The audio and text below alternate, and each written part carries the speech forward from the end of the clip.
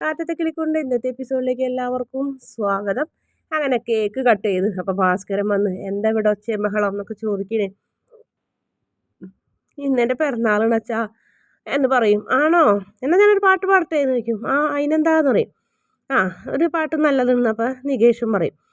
ആ സമയത്ത് അങ്ങനെ പാടണപ്പോൾ കുഞ്ഞു വാവയ്ക്കിന്നല്ലോ നല്ല നാള് പിറന്നാള് എന്നിങ്ങനത്തെ ഒരു വരി പാടും. അപ്പം അടുത്ത വരി പാടലാണ് വാങ്ങി വെച്ചതാരാണീ തല്ലിപ്പൊളി ക്രീം കേക്ക്.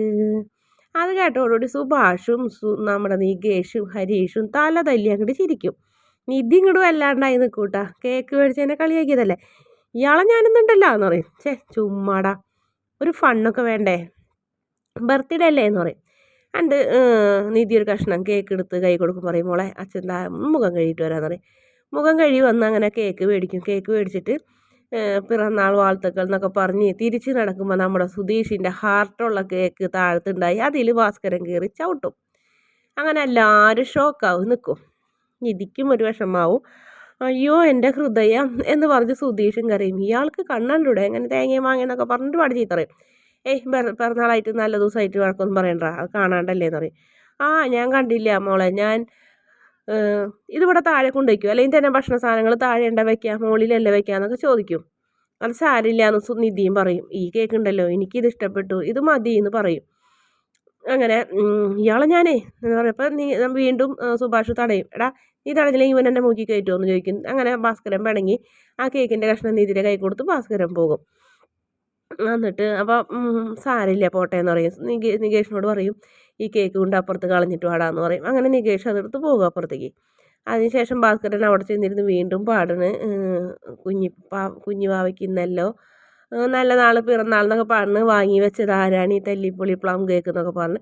അപ്പോൾ അവിടെ ഹാളിൽ വീണ്ടും ചിരിയും. അപ്പം നിധി പറയും വിഷമിക്കൊന്നും വേണ്ട, ഇത് മതി എന്ന് പറയും. അപ്പോൾ സുഭാഷ് പറയും അതെ ബാ, ഇനി നമ്മൾ ആ വിഷമം എന്താക്കണ്ട, എല്ലാവരും കൂടെ തിന്ന് തീർക്കാം, നമുക്ക് ഇത് വാടാന്ന് പറഞ്ഞു കഴിഞ്ഞിട്ട് അങ്ങനെ അവരെല്ലാവരും കൂടെ അത് വീണ്ടും കണ്ടം തുണ്ടൊക്കെ വെട്ടി കഴിഞ്ഞിട്ട് അവർ കഴിക്കുന്നു. പിറ്റേ ദിവസം രാവിലെ നമ്മുടെ നികേഷും ഹരീഷും കൂടെ പാട്ട് പാടുന്നു. അപ്പോൾ ഫസ്റ്റ് അക്ഷരമൊക്കെ വെച്ച് കഴിഞ്ഞിട്ട് കളിക്കുന്നു. അപ്പോൾ നമ്മുടെ സുധീഷും വരും. സുധീഷ് പറയടാ എങ്ങനെയുണ്ടായി എൻ്റെ ഇന്നലത്തെ സർപ്രൈസ് എന്ന് പറയപ്പോൾ സർപ്രൈസൊക്കെ അടിപൊളിയെന്ന് പറയും. അപ്പോൾ ഒരു കാര്യം നമ്മുടെ നികേഷ് പറയും അത് തന്നെ, അത് ശരിയാണ്, പക്ഷേ എനിക്ക് തോന്നുന്നു സുധീഷ് ഏട്ടൻ കണ്ട നാൾ ചെയ്തതിൽ വെച്ച് ഏറ്റവും നല്ലൊരു കാര്യമായിട്ടാണ് എനിക്ക് തോന്നുന്നതെന്ന് പറയും. അതെന്നെ എന്ന് പറയും. അതൊക്കെ ഓക്കെയാണ്, പക്ഷേ 12 മണിക്ക് വിളിച്ചേൽപ്പിച്ചതിന് ഞാൻ ഇയാൾക്കൊരു പണി ഞാൻ തരുന്നുണ്ടെന്ന് പറയും. ഓ പിന്നെ 3 മണി 2:30 വരെ 2 മണി വരെയൊക്കെ അവൻ്റെ ആ കിളി വിളിക്കുമ്പോൾ അവൻ കിടന്ന് കുണുകുണു പറയുന്നുണ്ട്, അതിന് അവന് കുഴപ്പമില്ല എന്ന് പറയും. അപ്പോൾ നമ്മുടെ ഹരീഷ് വല്ലാണ്ടാവും. അത് ശരിയാണ്, ഇപ്പോൾ 2:30 3:30 വരെ വർത്താനം പറയാനുണ്ടെന്ന് നികേഷും പറയൂടാ, നീ എനിക്കിട്ട് പണിയണമെന്ന് ചോദിക്കും. അപ്പോഴത്തേനും നമ്മുടെ സുഭാഷ് ഒരു ഗ്ലാസും ഒരു ടീസ്പൂണൊക്കെ ആയിട്ട് വരും. ഇതെന്താ ചേട്ടാന്ന് പറയും. ഇത് പായസം എന്ന് പറയും. ഓ ഇനിയത്തേക്ക് ഏട്ടൻ്റെ വക എന്ന് പറയും. ആ അങ്ങനെ തന്നെ കൂട്ടിക്കോ എന്ന് പറയും. അപ്പം നിധി വരും. നിധി കണ്ടു ചോദിക്കും എന്താ സുഭാഷ് ഏട്ടാ ഗ്ലാസ്സിൽ ഇതൊന്ന് കുടിച്ചു നോക്കുമ്പോളെ പായസമോ എന്ന് പറയും. ആ ഞാൻ വെച്ചതാണ് എന്ന് പറയും. ഓ സുഭാഷ് ഏട്ടൻ എനിക്ക് വേണ്ടി വെച്ചാണെന്ന് പറയും.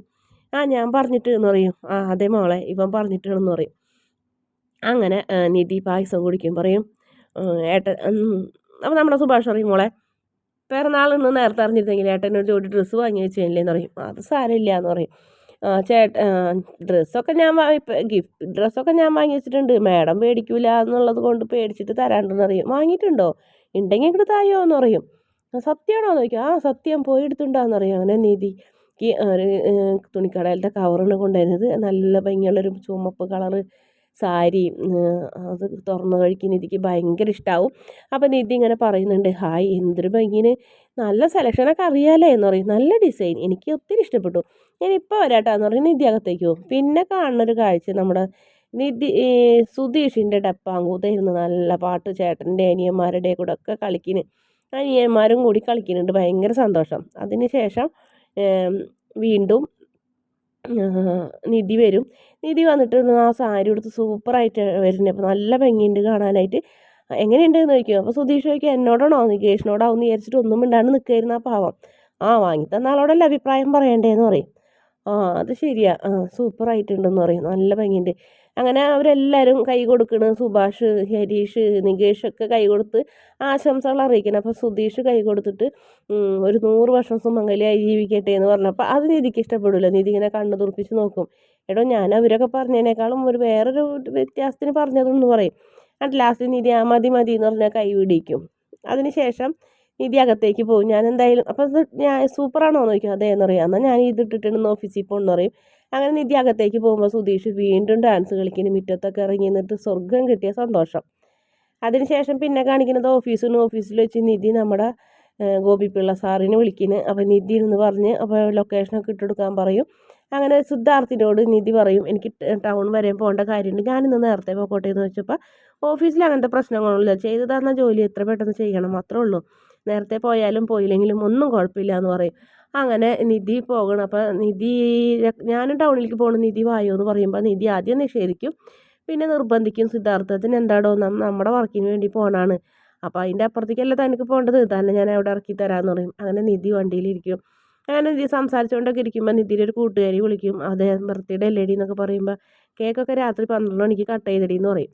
അപ്പോൾ സിദ്ധാർത്ഥ് ചോദിക്കുന്നു ബർത്ത്ഡേ ആയിരുന്നു എന്ന് ചോദിക്കും. അതെ. അപ്പോൾ ആശംസ അറിയിക്കും.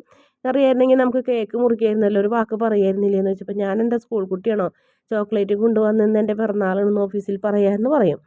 അതിന് ശേഷം ഒരു റോഡ് സൈഡിൽ ഒരു കടയുടെ മുന്നിൽ നിർത്തി ഒരു ലവ് ചിഹ്നത്തിൻ്റെ ഹാർട്ട് പോലത്തെ ഒരു ചിഹ്നത്തിൽ മിഠായി നിറച്ച് കൊണ്ടുവന്ന് സിദ്ധാർത്ഥ് കൊടുക്കും.